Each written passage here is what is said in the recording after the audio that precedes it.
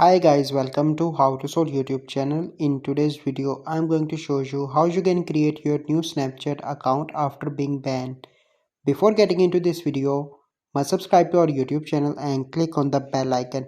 First, you need to open Snapchat. Once your Snapchat is banned, so you are unable to log in your existing account. So first you need to delete your Snapchat application. Once you delete that, you simply need to go into the Play Store and download Snapchat again.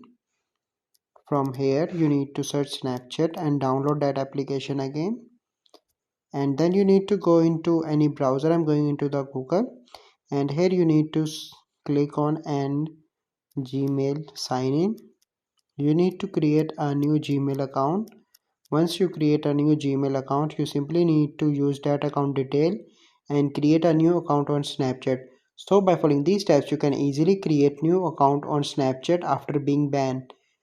I hope you find this video helpful. If you find this video helpful, must like this video, subscribe to our YouTube channel for future videos. We'll see you in the next video. Thank you. Have a good day.